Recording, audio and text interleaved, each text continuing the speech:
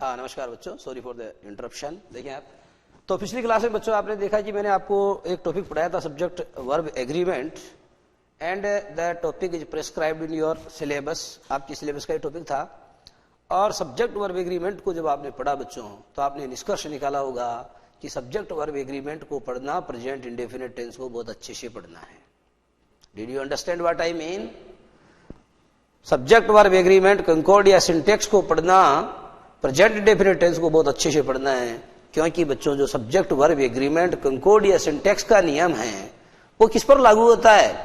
वो या तो प्रेजेंट इंडेफिनिट टेंस पर लागू होता है केवल, या बच्चों जहां पर is am are was were का प्रयोग होता है तो उस पर, ठीक है, तो वहां पर आपको दो तीन बातें बताई थी। या तो वर्ब की फर्स्ट फॉर्म, उसके अंत में ऐसे ही एस, या subject verb agreement is am are, ठीक है, तो कहां इज एम और कहां आर, ये दूसरा सब्जेक्ट। तीसरी बात है कहां वाज और कहां वर, और कहां हैज और कहां हैव। इसका मतलब एक तो हैव वर्ब के ऊपर लागू होता है, एक बच्चों बी वर्ब पर लागू होता है। बी वर्ब का मतलब इज एम आर और वाज वर होता है, और एक होता है बच्चों वर्ब की फर्स्ट फॉर्म या उसमें जुड़ा हुआ एस या ई एस। आपको कई बार समझाया कि वर्ब की फर्स्ट फॉर्म के अंत में एस या ई एस जोड़ने को आप क्या बोलते हैं? The fifth form of the verb. इसे आप वर्ब की फिफ्थ फॉर्म या पांचवी फॉर्म कहते हैं।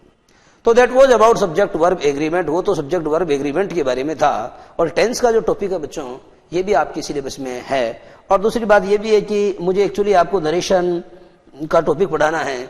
तो आप जानते हैं नरेशन का टॉपिक है, मॉडल्स हैं, तो ये थोड़े अच्छे टॉपिक्स हैं और इनको पढ़ाने के लिए टेंस आपको आना बहुत जरूरी है।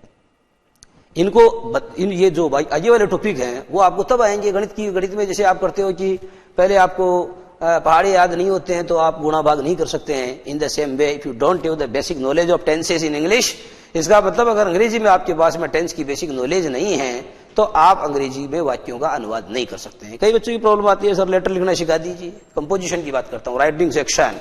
बच्चा चाहता है उसको लेटर लिखना सिखा दिया जाए, बच्चा ये चाहता है कि उसको ऐसे लिखना सिखा दिया जाए। एक बात अच्छे समझ लीजिए बच्चों, ऐसे राइटिंग में कुछ नहीं है।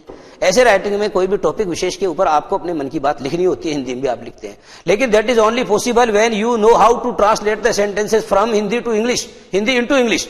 अगर आप हिंदी से अंग्रेजी में वाक्यों का अनुवाद करना जानते हैं तो ही ऐसे लिखना संभव है। ठीक है, एक बात ये समझ लें।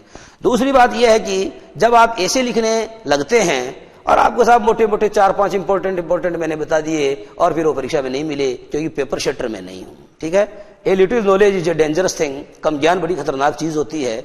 कम ज्ञान बच्चों में डर पैदा करता है, कम ज्ञान बच्चों में असमंजस पैदा करता है। और एक मास्टर का काम बच्चों के मन में असमंजस और डर पैदा करना नहीं है, अपितु उसको निकालना। मैं आपको भले ही थोड़ा पढ़ाऊं, भले मैं आपको कम पढ़ाऊं, लेकिन जो मैं पढ़ाऊंगा बच्चों उसमें मैं आपके डर को जरूर दूर करने की कोशिश करूंगा। आपके मन में किसी प्रकार का कोई असमंजस नहीं रखूंगा। और ये सीधा सा नियम है कि अगर पहाड़े नहीं आते, गिनते नहीं आते, तो ऐसे बच्चे को डायरेक्ट जो है उसको गुणा भाग करना नहीं सिखाया जा सकता।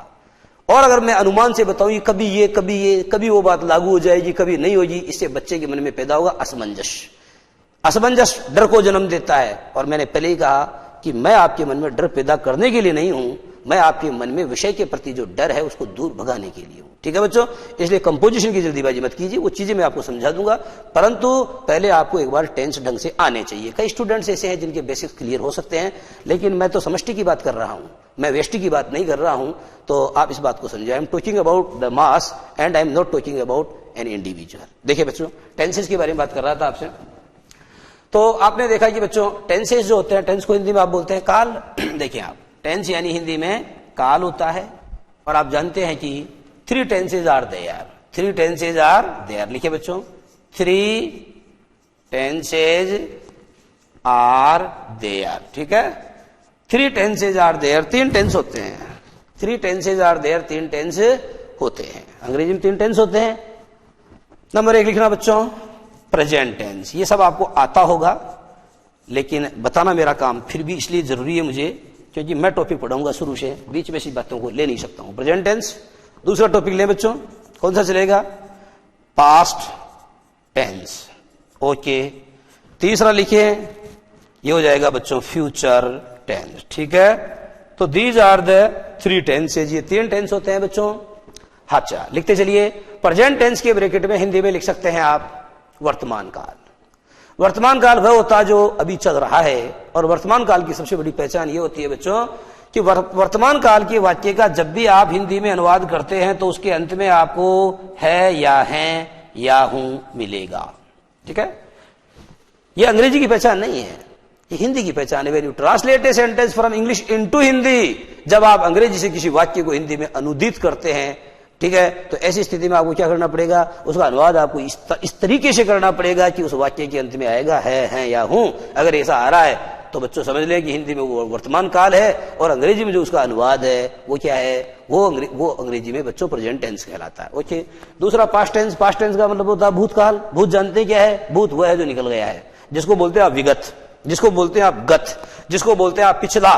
तो पिछला, गत, विगत को अंग्रेजी में पास्ट या लास्ट कहते हैं। ठीक है बच्चों, पर इसको लास्ट टेंस नहीं कहेंगे, इसे पास्ट टेंस कहेंगे। और पास्ट टेंस को बच्चों हिंदी में लिखना भूतकाल। और इसकी पहचान ये है कि इसके वाक्यों का जब हिंदी में अनुवाद किया जाएगा तो उनके अंत में आएगा बच्चों था, थी, और इसको कर लें आप थे, था, थी, थे। इस तरीके से पास्ट टेंस का अपन हिंदी में अनुवाद करते हैं, था, थी और थे। ओके, इसके बाद में बच्चों आता है फ्यूचर टेंस। फ्यूचर टेंस को आप हिंदी में कहते हैं भविष्यत काल। फ्यूचर टेंस को आप हिंदी में कहते हैं भविष्यत काल। और जो बच्चों भविष्यत काल है, ये वो है जो अभी आया नहीं है लेकिन वो आएगा। वो समय का मतलब वह कालखंड, समय का वह खंड, समय का वह भाग जो अभी तक जो है कारित नहीं हुआ है, वो घटनाएं जो अभी नहीं घटी हैं बल्कि उनके घटने की आशा है, वो आगे घट सकती हैं। तो इस प्रकार के जो वाक्य होते हैं बच्चों हिंदी में, उन्हें आप हिंदी में भविष्यत काल की कोटि में रखते हैं। एंड व्हेन यू ट्रांसलेट दो सेंटेंसेस इनटू इंग्लिश, और जब आप ऐसे वाक्यों को अंग्रेजी में अनुदित करते हैं, दो sentences are categorized under future tense. ऐसी स्थिति में ऐसे वाक्यों को फ्यूचर टेंस के अंतर्गत वर्गीकृत करते हैं। Did you understand? ओके बच्चों, तो फ्यूचर टेंस जो है, इसको जब आप हिंदी में अनुवाद करेंगे तो बच्चों आपको अंत में बोलना पड़ेगा गा, जी, गे।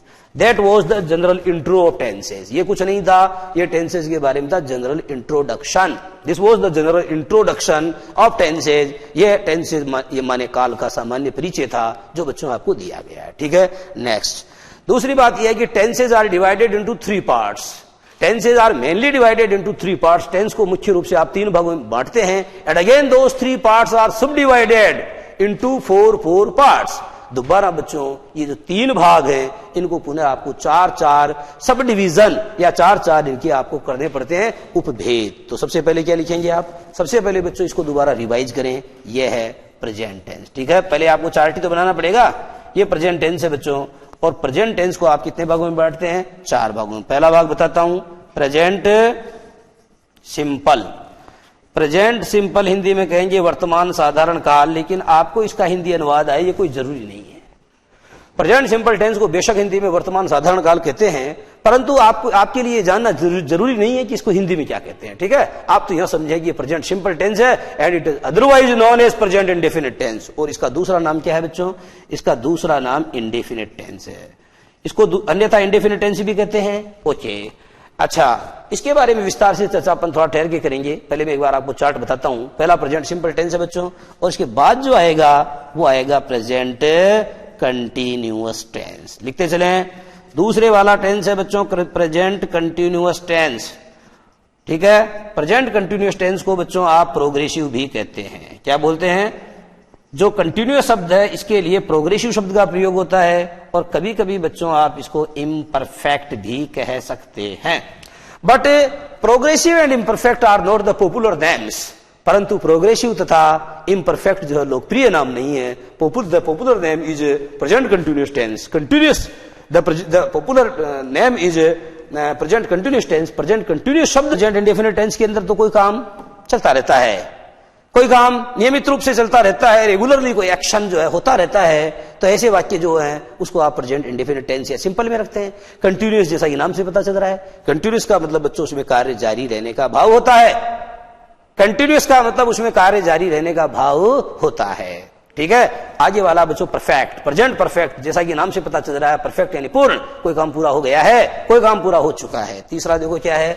तीसरा है बच्चों प्रेजेंट, ठीक है, प्रेजेंट परफेक्ट। लिखते चलें, प्रेजेंट परफेक्ट टेंस को बच्चों हिंदी में आप वर्तमान पूर्ण काल कहते हैं, लेकिन हिंदी अनुवाद आपके लिए मायने नहीं रखता। आप तो यह समझें कि प्रेजेंट परफेक्ट टेंस जो है उसका मतलब है किसी कोई कार्य पूरा हो गया है या कोई कार्य पूरा हो चुका है। Did you understand? नेक्स्ट, ये चौथा पार्ट है बच्चों, इसको आप कहते हैं प्रेजेंट परफेक्ट और continuous. Present perfect continuous, present perfect continuous tense. समझ में आ रहा है? Present perfect continuous tense is the fourth and the last. Present perfect continuous tense is the fourth and the last part of present tense. Present tense के कितने आपने, present tense जो है बच्चों उसको आपने उसके 4 सब डिवीजन किए, 4 भेद किए, ABCD। पहला सिंपल लिखा आपने, जिसे अन्यथा आपने इंडेफिनिट कहा। दूसरा कंटिन्यूअस लिखा आपने, जिसे अन्यथा आपने प्रोग्रेसिव या इम्परफेक्ट कहा। और उसके बाद आपने परफेक्ट लिखा, जिसको अन्यथा आपने कुछ नहीं कहा। उसके बाद में आ रहा प्रेजेंट परफेक्ट कंटिन्यूअस, इसको अन्यथा प्रेजेंट परफेक्ट प्रोग्रेसिव भी कहते हैं। मैं समझाना चाहता हूं कि जो कंटिन्यूअस शब्द है, इसके स्थान पर बच्चों प्रोग्रेसिव का प्रयोग भी किया जा सकता है। लेकिन बच्चों ये तो वो क्या है भाई, तो केवल टर्मिनोलॉजी है, साधारण बातें हैं। जो मुद्दे की बात है वो मैं आपको अब समझाने जा रहा हूं। अब आपको बच्चों थोड़ा होमवर्क दिया जा रहा है, वो आप स्वयं करना, मैं नहीं बताऊंगा। वो होमवर्क बच्चों ये है कि आप एक लाइन छोड़ के लिखना बी, ठीक है? और बी आते आ जाएगा पास्ट टेंस। समझना, आप बी लिखते ही पास्ट टेंस आ जाएगा। पास्ट टेंस को आपको 4 भागों में बांटना होगा। घर से बांट के तैयार करना, अपनी जो नोटबुक है उसके अंदर आप स्वयं बांटना। जो पहला वाला पार्ट किया होगा बच्चों, जैसे प्रेजेंट सिंपल, अब आ जाएगा पास्ट सिंपल। फिर था प्रेजेंट कंटिन्यूअस, अब आ जाएगा पास्ट कंटिन्यूअस। सी वाले पार्ट में प्रेजेंट परफेक्ट, अब आ जाएगा पास्ट परफेक्ट। और डी वाले पार्ट में प्रेजेंट परफेक्ट कंटिन्यूअस, तो प्रेजेंट के स्थान पर क्या लगा दोगे? Past perfect continuous. समझ में आ गया? Very easy to understand. जो पढ़ा रहा हूं ये बहुत ही सुबोध है और बहुत आसानी से आप मेरी बातों को समझ सकते हैं। तीसरी बात क्या है? फ्यूचर टेंस में क्या करना पड़ेगा? कुछ नहीं। जहां प्रेजेंट सिंपल था वहां आपने पास्ट सिंपल कर दिया था। अब पास्ट सिंपल के स्थान पर आपको करना पड़ेगा फ्यूचर सिंपल। ओके, उसके बाद क्या करना पड़ेगा? पास्ट कंटिन्यूअस, फिर करना पड़ेगा आपको फ्यूचर कंटिन्यूअस, ठीक है? उसके बाद में क्या आएगा? उसके बाद में आएगा past continuous, past perfect. Then you will have to change, तब आपको इसको चेंज करके क्या बनाना पड़ेगा? आपको इसे फ्यूचर परफेक्ट बनाना पड़ेगा। सॉरी, फ्यूचर परफेक्ट बना दिया, और फ्यूचर परफेक्ट के बाद में अंतिम आ जाएगा future perfect continuous tense. In this way, ठीक इस प्रकार से you will be able to make the whole chart of tenses. इस प्रकार से आप जो टेंसेज हैं उनका चार्ट बना पाएंगे। क्या बना पाएंगे? इस प्रकार से आप टेंसेज का कंप्लीट चार्ट बना पाएंगे। और आप इस बात को समझ सकेंगे कि टेंस कितने होते हैं। आप इस बात को समझ सकेंगे कि अंग्रेजी में टेंस का मतलब, जो टेंस शब्द है उसका मतलब हिंदी में काल होता है। ये कहीं कहीं समय जो है, समय का द्योतक है। किसका द्योतक है? ये समय का द्योतक है, ठीक है? टेंस माने काल होता है, और काल कहीं ना कहीं समय का द्योतक है। इट रिप्रेजेंट्स टाइम, ये समय का द्योतक है। आगे चलते हैं। टेंस को मुख्य रूप से आपने कितने भागों में बांटा? टेंसेज को आपने मुख्य रूप से 3 भागों में बांटा। ये बात आपके समझ में आई। और उसके बाद में आपने देखा कि प्रत्येक भाग को आपने 4-4 भागों में बांटा। 3 गुणा 4 बराबर कितने हो गए? इट मीन्स, इसका मतलब I hope that you have very well understood. मैं इस बात की आशा करता हूं कि आपको ये बात अच्छे से समझ में आ गई, बखूबी समझ में आ गई होगी कि there are 12 tenses. How many tenses are there? There are 12 tenses in total. कुल मिलाकर के there are 12 tenses in total, कुल मिलाकर के 12 टेंस। समझ में आ गई है? ओके बच्चों, पहला टेंस लेता हूं, प्रेजेंट इंडेफिनिट टेंस। अच्छा, पहला टेंस अपन लेते हैं, उससे पहले बच्चों हम निकालते हैं सम कंक्लूजन्स, कुछ निष्कर्ष। आपने जब 12 टेंसेज का चार्ट बनाया, और नहीं बनाया तो आप घर पे बना लोगे, है ना? तो जब घर पे बना लोगे तो आप क्या क्या समझ सकोगे। पहला कंक्लूजन, कंक्लूजन नंबर 1, देखो बच्चों, 12 टेंसेज को जब आपने लिखा, then we shall derive some conclusions from that chart, from that table। जो टेबल आप बनाओगे उससे हम कुछ कंक्लूजन, कुछ निष्कर्ष निकालेंगे। पहला निष्कर्ष क्या होगा? पहला निष्कर्ष ये होगा बच्चों कि अंग्रेजी में, ध्यान से सुनना, अंग्रेजी में 3 टेंसेज ऐसे होते हैं जिनमें वर्ब की थर्ड फॉर्म का प्रयोग होता है, ठीक है? इस चार्ट को बनाने के बाद में आप ये समझेंगे कि अंग्रेजी में 3 टेंसेज ऐसे होते हैं जिनमें किसका प्रयोग होता है? थर्ड फॉर्म का। वो होते हैं बच्चों परफेक्ट टेंस। कौन से? वो होते हैं परफेक्ट टेंस, ठीक है? इस बात को बच्चों मैं एक दूसरे उदाहरण से क्लियर करता हूं, उसके बाद ये चीज आपको थोड़ा ज्यादा समझ में आएगी। देखो, पहले एक सेंटेंस देता हूं आपको लिखना। 12 सेंटेंस बनाएंगे अपन। एक सेंटेंस बोला मैंने हिंदी में, आप लिखे Tom plays, Tom plays piano. Okay बच्चों, टॉम प्लेज पियानो। मैंने टॉम प्ले क्रिकेट नहीं लिखा है, प्ले पियानो। प्ले का मतलब बच्चों खेलना होता है, ये आप जानते हैं। और आपको ये भी जानना चाहिए कि प्ले माने बजाना होता है। बजा देते हैं अपन किसको? पियानो है, जितने भी जो म्यूजिकल इंस्ट्रूमेंट्स होते हैं, म्यूजिकल इंस्ट्रूमेंट्स हिंदी में वाद्य यंत्र कहते हैं, तो जो वाद्य यंत्रों को बजाया जाता है उनके लिए प्ले शब्द का प्रयोग होता है। प्ले का मतलब आप जानते हो, किसी को कोई यंत्र होता है तो आप उसको प्ले कर देते हैं, प्ले का मतलब उसको चालू कर देते हैं। ओके, प्ले का मतलब बच्चों कोई किरदार निभाना होता है। जैसे मैं आपको कहता हूं कि जो मान के चलिए आप, Pankaj Dhir played the role of Karna in Mahabharata serial. क्या बोला मैंने? Pankaj Dhir played the part of Karna in the serial Mahabharata. Mahabharata नामक धारावाहिक में कर्ण का किरदार पंकज धीर ने अदा किया, कर्ण की भूमिका पंकज धीर ने निभाई। तो प्ले के अलग अलग मीनिंग आपको समझाए। और प्ले का मतलब बच्चों नाटक भी होता है। जैसे Shakespeare wrote many plays. Play एक प्रकार का ड्रामा, एक प्रकार का जो नाटक है, नाटक को आप अंग्रेजी में प्ले कहते हैं। When it is used in the sense of noun, जब इसका प्रयोग आप नाउन की तरह करते हैं, नाउन के अर्थ में करते हैं। आगे देखते हैं हम लोग। मैंने बोला कि टॉम प्लेज पियानो, इस सेंटेंस को बच्चों शुद्ध करने की आवश्यकता है। ये सेंटेंस तो गलत है, ग्रामेटिकली ये सेंटेंस गलत है बच्चों सभी। Please apply your mind, please apply your discretion. अपने विवेक का प्रयोग करते हुए आप इस वाक्य में जो एरर है, जो गलती है, बहुत ही कॉमन मिस्टेक है, उस मिस्टेक को try to find out what is the mistake in the sentence. आप ये पता करने की कोशिश कीजिए कि इस वाक्य में क्या एरर है। और मैं जो है इसके बाद में बच्चों 2 मिनट का ब्रेक लेके आपसे रूबरू होऊंगा और तब बताऊंगा आपको what is the error. Okay,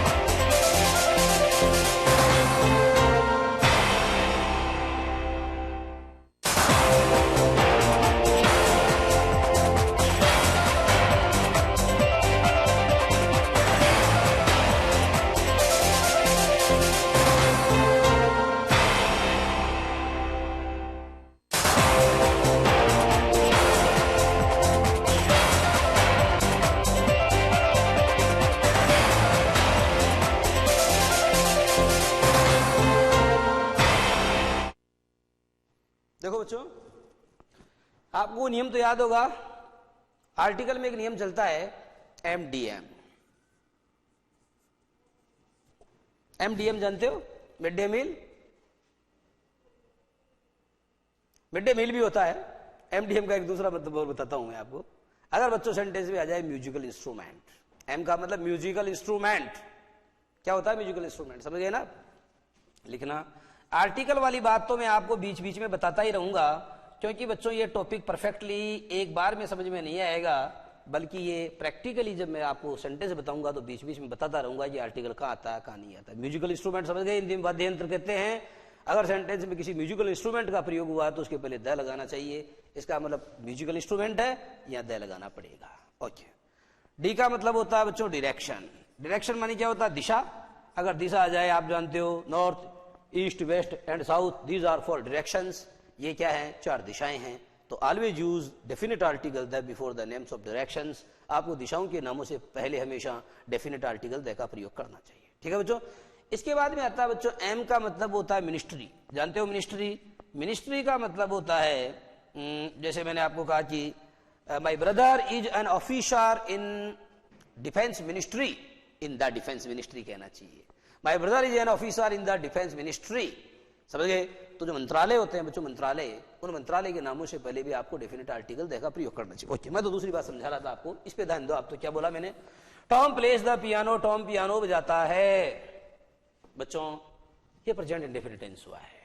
number 2 देखना आप, टॉम पियानो बजाता है, आपने बोला लास्ट में ता है, ठीक है। अब देखो बच्चों लिखना पड़ेगा आपको, Tom is playing the piano. या बच्चों क्या है, इज प्लेइंग आ गया, Tom is playing the piano, Tom piano बजा रहा है, या रहा है आ गया। आगे देखना, Tom hedge played the piano, ठीक है बच्चों। यहां आपने क्या देखा, हेज प्लेड आ गया, और हिंदी में क्या बोलोगे, टॉम ने पियानो बजाया है या टॉम पियानो बजा चुका है, बजा चुका है अथवा या है, ठीक है बच्चों। इस तरीके से है, टॉम ने पियानो बजाया है या टॉम पियानो बजा चुका है। तीसरा बच्चों, मैंने आपको कहा कि टॉम ऐसा दीवाना है, ऐसा मतवाला है संगीत का कि वह संगीत जो है सुबह से ही क्या कर रहा है, पियानो ही बजा रहा है। टॉम सुबह से पियानो बजा रहा है, तब इंग्लिश में क्या कहूंगा मैं, देखना, Tom has been playing, Tom has been playing the piano since morning, ठीक है बच्चों।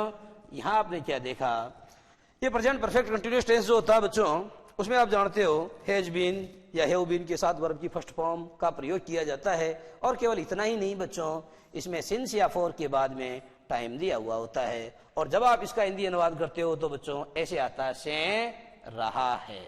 ये खालिस्तान मैंने इसलिए छोड़ा क्योंकि बच्चों इसमें आएगा सुबह से।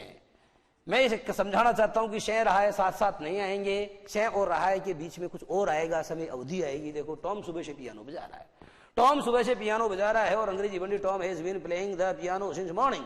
तो आपने क्या देखा बच्चों, आपने देखा अंग्रेजी में इस वाक्य में हैज बीन का प्रयोग हुआ। हैज बीन या हैव बीन आता है, अगर कर्ता बहुवचन है तो हैव बीन भी आता है। और आपने देखा कि इसमें क्या जुड़ा हुआ है, वर्ब की फर्स्ट फॉर्म में आईएनजी जुड़ा हुआ है, सिंस या फॉर के बाद में समय दिया हुआ है। तो इस तरीके से इसका अनुवाद इस तरीके से आपने किया, ठीक है बच्चों। 4 टेंस हो गए। अच्छा, आगे देखना, समझाऊंगा, हालांकि मैं आपको विस्तार से अभी तो मैं एक वाक्य की बानगी, एक सैंपल देकर के आपको बता रहा हूं। टेंस जो है उसकी झलक दिखा रहा हूं आपको। क्या दिखा रहा हूं, उसकी ग्लिम्स है ना, उसकी केवल झलक दिखा रहा हूं आपको। 4 हो गए हैं। अच्छा, 5वां सेंटेंस देखते हैं। 5वां सेंटेंस होगा बच्चों, Tom played the piano, Tom played the piano. Hindi अनुवाद होगा बच्चों ता था। लेकिन बच्चों ये अनुवाद तो बहुत कम होता है। ये माना कि पास्ट हैबिट के लिए पास्ट इंडेफिनिट टेंस का प्रयोग किया जाता है, और जब आप उसका हिंदी अनुवाद करते हैं तो आप उसके अंत में ता था ती थी ते थे बोलते हैं, बट जनरली ऐसा बहुत कम होता है। पास्ट इंडेफिनिट टेंस का हिंदी अनुवाद जब आप करते हो बच्चों, तो अंत में क्या आता है, साधारणता आता है आ, ऐसे समझें आप, ई और ए, समझ गए। इस आ ई ए का मतलब ये होता है बच्चों कि कोई भी व्यंजन आता है उसके अंत में या तो आता है, जैसे राम ने रावण को मारा तो रे में आ जुड़ा हुआ है। मैंने कहा टॉम ने पियानो बजाया, तो ये में आ जुड़ा हुआ है। लड़की है तो बजाई, ठीक है, ई, और बहुवचन है तो ए। इसको समझो। ये बाद वाला पार्ट जो मैंने लिखा है, जिसकी आगे तीर का फलक लगा हुआ है, ये वाली जो पहचान है, this is more important, this shall be more helpful to you in identifying. आपको पहचानने में क्या होगा कि ये जो बाद वाली पहचान है बच्चों, ये आपके लिए ज्यादा मददगार होगी, पहले वाली पहचान आपके लिए उतनी मददगार नहीं होगी, ठीक है। देखेंगे आप। तो आगे वाला पार्ट जो बच्चों अपन देखते हैं तो वो ये चलेगा। देखो 5वां, छठा बता रहा हूं। छठा है टॉम, सिंगुलर है तो वाज का प्रयोग करना पड़ेगा। Tom was playing the piano, Tom was playing the piano. तो बच्चों आपने देखा कि जब आप इसमें क्या देखा आपने, या तो सेकंड फॉर्म आई थी या वाज प्लेइंग आ रहा है, वाज या वर्ब के साथ में वर्ब की फर्स्ट फॉर्म में आईएनजी आती है। और हिंदी अनुवाद क्या होगा, टॉम पियानो बजा रहा था, यही तो है लास्ट में, टॉम पियानो बजा रहा था, ये अंत में आ गया है। अच्छा बच्चों 7वां वाक्य बताइए, Tom head played the piano, Tom head played the piano. Okay बच्चों, हेड के बाद आ रही है वर्ब की थर्ड फॉर्म, और हिंदी अनुवाद जब आप करोगे तो आपको क्या करना पड़ेगा, चुका था। Tom head played the piano, Tom piano बजा चुका था, या टॉम ने पियानो बजाया। अगर आपने कर्ता की विभक्ति ने का प्रयोग किया तो अंत में क्या आएगा, टॉम ने पियानो बजाया था। टॉम ने पियानो बजाया नहीं, टॉम ने पियानो बजाया था, या यूं कहना पड़ेगा ये टॉम पियानो बजा चुका था। ठीक है, नेक्स्ट।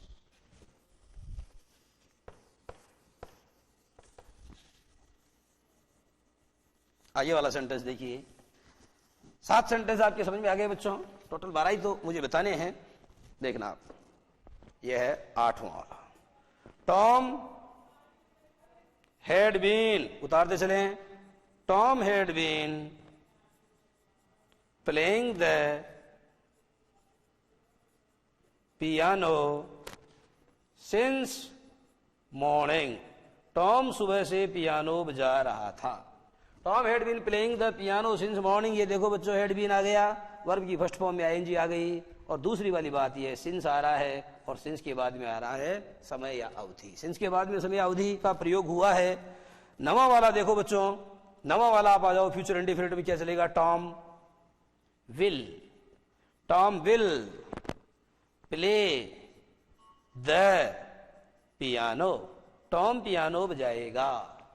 टॉम पियानो बजाएगा, और हिंदी अनुवाद जब आपने किया तो अंत में आ गया गा। टॉम पियानो बजाएगा, हिंदी अनुवाद जब आपने किया तो अंत में आ गया गा। और देखो बच्चों, विल प्ले से आप पहचान रहे हैं। 10वां वाला देखना आप, Tom will be playing. Tom will be playing the piano. समझ में आ रहा है, Tom will be playing the piano. या बच्चों विल बी या शैल बी के बाद वर्ब की फर्स्ट फॉर्म में आईएनजी आ रही है, और अनुवाद आप करेंगे टॉम पियानो बजा रहा होगा, ऐसे अनुवाद करेंगे। ओके, 11वां, Tom will have. Tom will have played the piano. Tom will have played the piano. और बच्चों हिंदी अनुवाद होगा टॉम पियानो बजा चुका होगा। चुका होगा, ये आप हिंदी में बोलेंगे। और अंतिम सेंटेंस समझना, अंतिम सेंटेंस है बच्चों टॉम, यहां देखो विल हैव के बाद में वर्ब की थर्ड फॉर्म आई है, ये आएगा बच्चों will have been. Tom will have been playing. Tom will have been playing the piano since morning. Tom will have been playing the piano since morning. Tom सुबह से क्या कर रहा होगा, सुबह से पियानो बजा रहा होगा, से रहा होगा। देखो बच्चों 12 सेंटेंस आपको बताए। 12 सेंटेंसेस के अंदर बच्चों मैंने एक एक टेंस का जो अफर्मेटिव सेंटेंस है, जैसे प्रेजेंट इंडेफिनिट है तो उसका मैंने एक सेंटेंस लिखा है आपको अफर्मेटिव। दूसरे में बच्चों मैंने आपको प्रेजेंट कंटिन्यूअस टेंस का एक अफर्मेटिव लिखवाया है। तीसरे में मैंने प्रेजेंट परफेक्ट का एक अफर्मेटिव लिखाया है। तो इस तरीके से बच्चों आपने देखा कि जो 12 टेंसेज हैं उन 12 टेंसेज के ऊपर आपको 12 वाक्य लिखाए गए हैं। और पहला वाक्य ये था कि टॉम पियानो बजाता है। दूसरा, टॉम पियानो बजा रहा है। तीसरा, टॉम पियानो बजा चुका है। चौथा, टॉम सुबह से पियानो बजा रहा है। ठीक है, फिर आया बच्चों टॉम पियानो बजाता था, नहीं टॉम ने पियानो बजाया। टॉम ने पियानो बजाया। दूसरा क्या है, टॉम पियानो बजा रहा था। फिर क्या है, टॉम पियानो बजा चुका था, या टॉम ने पियानो बजाया था। और अंत में क्या है बच्चों, अंत में था कि टॉम सुबह से पियानो बजा रहा था। टॉम भी सुबह से पियानो बजा रहा था। नेक्स्ट, टॉम पियानो बजाएगा। टॉम पियानो बजा रहा होगा। टॉम पियानो बजा चुका होगा। और अंत में आपको ये बताया गया कि टॉम जो है, टॉम सुबह से पियानो बजा रहा होगा। ठीक है, इस तरीके से बच्चों आपको अलग अलग प्रकार के वाक्यों का अनुवाद करना जो है आपको आएगा। और सबको इंग्लिश में पहचानने का तरीका मैंने आपको बताया कि प्रेजेंट इंडेफिनिट टेंस में आपने क्या देखा बच्चों, वर्ब की फर्स्ट फॉर्म आई थी, उसमें ऐसे ही जुड़ा। सब्जेक्ट वर्ब एग्रीमेंट जब पढ़ाया तो बच्चों विस्तार से समझाया है कि when the subject is singular it shall always be followed by a plural singular verb. आप देखते हैं कि टॉम सिंगुलर था इसलिए मैंने प्ले में एस जोड़ा। अगर टॉम की जगह टॉम एंड टीना होता, समझ गए, टॉम एंड ट्विंकल होता, दो जाते तो दो थे बच्चों, फिर वो सिंगल थोड़ी माने जाएंगे, फिर तो डबल होंगे, और डबल होंगे तो प्लेज में जो जुड़ा हुआ एस है वो हटेगा। ये चीज आपको मैंने सब्जेक्ट वर्ब एग्रीमेंट में बहुत अच्छे से क्लियर की। ठीक है, आपको सब्जेक्ट वर्ब एग्रीमेंट पढ़ाते समय ये भी समझाया था कि अगर मान लो वाज वर का प्रयोग हो रहा है तो एक वचनकर्ता के साथ तो वाज आएगा, लेकिन अगर कर्ता बहुवचन है तो उसके साथ वर आएगा। बताया था आपको बच्चों, ये भी समझाया था कि आई और यू को अंग्रेजी में बहुवचन माना जाता है। अपवाद सिर्फ यह है कि आई के साथ प्रेजेंट टेंस में एम तथा पास्ट टेंस में वर का प्रयोग किया जाता है। तो वो कहानी क्लियर है बच्चों। आपको सब्जेक्ट वर्ब एग्रीमेंट में मैंने हैज हैव के बारे में समझाया था। अगर व्हेन सब्जेक्ट इज सिंगुलर, जब सब्जेक्ट सिंगुलर होता है तब आपको उसके साथ में हैज का प्रयोग करना चाहिए। And when subject is plural, और जब कर्ता प्लूरल या बहुवचन होता है तब आपको उसके साथ में हैव का प्रयोग करना चाहिए। तो आपने देखा बच्चों कि जो टेंस टॉपिक में आपको पढ़ा रहा हूं इसका एक बहुत बड़ा पार्ट जो है हम सब्जेक्ट वर्ब एग्रीमेंट के टॉपिक के अंतर्गत पहले से उसका अनुशीलन कर चुके हैं, पहले से हम उन चीजों का अध्ययन कर चुके हैं। तो 12 टॉपिक 12 टेंसेज आपको बताए बच्चों। इन 12 टेंसेज को देख करके हम एक निष्कर्ष निकालते हैं। पहला निष्कर्ष तो बच्चों यह है कि अंग्रेजी में 3 टेंस ऐसे होते हैं जिनमें वर्ब की थर्ड फॉर्म का प्रयोग किया जाता है। There are 3 tenses in English. अंग्रेजी में 3 टेंस ऐसे होते हैं बच्चों जिनमें वर्ब की थर्ड फॉर्म का प्रयोग किया जाता है। निष्कर्ष नंबर 1, कौन से 3 टेंस होते हैं? वो 2003 परफेक्ट टेंसेज, वो तीनों परफेक्ट टेंसेज होते हैं। 2003 perfect tenses, present perfect, past perfect and future perfect. These are the 3 perfect tenses in which we have to use always the third form or the past participle form of the verb। देखो बच्चों, जब भी past participle कहूं तो डरने की आवश्यकता नहीं है। मैंने बहुत अच्छे से क्लियर किया है कि past participle is nothing but it is only the third form of the main verb, बल्कि ये मेन वर्ब की थर्ड फॉर्म होती है। Did you understand? ये वर्ब की थर्ड फॉर्म होती है। तो मैंने आपको कहा बच्चों, पहला निष्कर्ष क्या निकाला आप लोगों ने? पहला निष्कर्ष ये निकाला कि जो परफेक्ट टेंस होते हैं, कौन से टेंस होते हैं? जो परफेक्ट टेंस होते हैं बच्चों, 3 टेंस ऐसे होते हैं जिनमें वर्ब की थर्ड फॉर्म का प्रयोग होता है। क्लियर? ओके। दूसरी बात बच्चों आपको यह समझ में आ गई होगी कि 3 कंटिन्यूअस टेंस तथा 3 परफेक्ट कंटिन्यूअस टेंस कुल मिलाकर के 6 टेंस ऐसे हो गए जिनमें वर्ब की फर्स्ट फॉर्म में आईएनजी जोड़ा जाता है, जिसको कि आप प्रेजेंट पार्टिसिपल कहते हैं। समझ में आ रही है? Present participle is that form of the verb. Present participle is that form of the verb when we add ing in the first form of the main verb। जब हम मुख्य क्रिया के अंत में ing जोड़ते हैं then that becomes present participle। क्या बन जाता है? तब बच्चों बन जाता है वर्तमान क्रियादंत, तब बन जाता है प्रेजेंट पार्टिसिपल। ओके, देखना तो आपने देखा कि एक तो बच्चों क्या हो गए? Continuous tense. एक तो कौन से हो गए? कंटिन्यूअस। ठीक है, ये कंटिन्यूअस हो गए 3। एक हो गए बच्चों परफेक्ट कंटिन्यूअस, ये हो गए परफेक्ट कंटिन्यूअस। ठीक है, ये हो गए 3। तो इस तरीके से बच्चों आपने जाना 6 टेंस ऐसे होते हैं जिनमें क्या करना पड़ता है? यहां तो वर्ब की थर्ड फॉर्म आएगी और यहां पर वर्ब की फर्स्ट फॉर्म में आईएनजी आएगी। इसे बच्चों पास्ट पार्टिसिपल कहते हैं। इसे पास्ट पार्टिसिपल कहते हैं। और जो नीचे वाला पार्ट है बच्चों, इसे प्रेजेंट पार्टिसिपल कहते हैं। प्रेजेंट पार्टिसिपल कहते हैं। वैसे आपको आपकी जानकारी के लिए बता दूं कि एक पार्टिसिपल अंग्रेजी में और होता है जिसे परफेक्ट पार्टिसिपल कहते हैं। और परफेक्ट पार्टिसिपल का मतलब होता है जो हैविंग के बाद अगर वर्ब की थर्ड फॉर्म का प्रयोग हुआ है। हैविंग प्लस वर्ब की थर्ड फॉर्म को अंग्रेजी में परफेक्ट पार्टिसिपल कहते हैं। जैसे हैविंग फिनिश्ड माय होमवर्क, मेरा गृह कार्य समाप्त करके आई वेंट टू बेड, मैं सो गया। Having finished my homework I went to bed, मेरा गृह कार्य समाप्त करके मैं सो गया। उसी तरीके से मैं आपको हैविंग का प्रयोग करके बताता हूं। जैसे हैविंग हर्ड सम नॉइज, कुछ आवाज सुन करके, having heard some noise she came to the window, कुछ आवाज सुन करके वो मकान से बाहर उधर खिड़की पर आ गई और बाहर का सीन, बाहर का जो नजारा है उसको देखने लगी। ठीक है, तो कितने टेंस क्लियर हो गए बच्चों? 6 और 3 9। अब कितने बच गए? 6 और 3 9 आपके क्लियर हो गए हैं। तो आप बच्चों ये भी समझ लें अब 3 टेंस कौन से बच गए? अब 3 टेंस बच्चों तीनों इंडेफिनिट बच गए। 3 टेंस तीनों इंडेफिनिट बच गए। तो बच्चों आप देखते हो कि प्रेजेंट इंडेफिनिट टेंस तो ऐसा टेंस होता है जिसमें या तो वर्ब की फर्स्ट फॉर्म आती है या फिर वर्ब की फर्स्ट फॉर्म के अंत में एस या ईएस आता है। एक टेंस तो ये हो गया। दूसरा बच्चों पास्ट इंडेफिनिट टेंस होता है। याद रखो पास्ट इंडेफिनिट टेंस अंग्रेजी का ऐसा इकलौता टेंस है। Past indefinite tense is the only tense of English. Past indefinite tense is the only tense of English in which you use the second form of the main verb, जिसमें बच्चों आप verb की second form का प्रयोग करते हैं। परंतु ये याद रहे कि पास्ट इंडेफिनिट टेंस के अफर्मेटिव सेंटेंसेस में ही वर्ब की सेकंड फॉर्म का प्रयोग किया जाता है।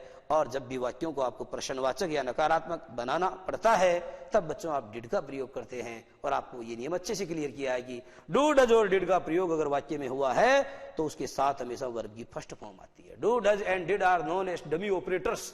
डू डज और डिड को अंग्रेजी में डमी ऑपरेटर कहते हैं because they do not exist in the affirmative sentence, क्योंकि वो अफर्मेटिव वाक्य में नहीं होते, उन्हें बाहर से लाना पड़ता है, इसलिए वो डमी कहलाते हैं। और उनकी सबसे बड़ी विशेषता यह है a dummy operator shall always be followed by the first form of the main verb. एक डमी ऑपरेटर के बाद हमेशा वर्ब की फर्स्ट फॉर्म का प्रयोग किया जाता है। समझ में आ रही है बातें?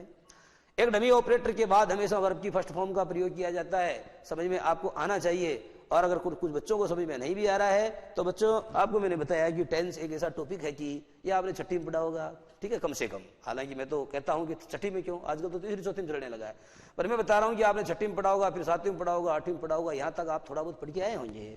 और अगर नहीं पढ़ के आए हैं तो आपको क्या करना चाहिए कि जब भी मैं क्लास लेता हूं तो उससे पहले बच्चों थोड़ा सा घर पर आप जितना उसका अनुशीलन कर सकते हो वो पढ़ के आओगे, देन यू विल अंडरस्टैंड, तब बातें आपके समझ में आएगी। ठीक है, तो देखते रहिए आप। ये बातें थी तो दो टेंस बच्चों आपको क्लियर कर दिए हैं। और अंतिम बचा है फ्यूचर इंडेफिनिट टेंस। ये फ्यूचर इंडेफिनिट टेंस बड़ा निराला है। इसमें बच्चों क्या आता है, शैल या विल का प्रयोग होता है और उसके बाद में आती है वर्ब की फर्स्ट फॉर्म। आप में से सभी लोग जानते होंगे कि आई और वी को अंग्रेजी में फर्स्ट पर्सन कहते हैं और इनके साथ तो शैल आता है और बाकी सबके साथ बच्चों हमेशा विल आता है। फिर किसी बच्चे ने मुझसे पूछ लिया कि sir I will attend the function, ये सेंटेंस गलत है या सही है? मैंने कहा बिल्कुल सही है।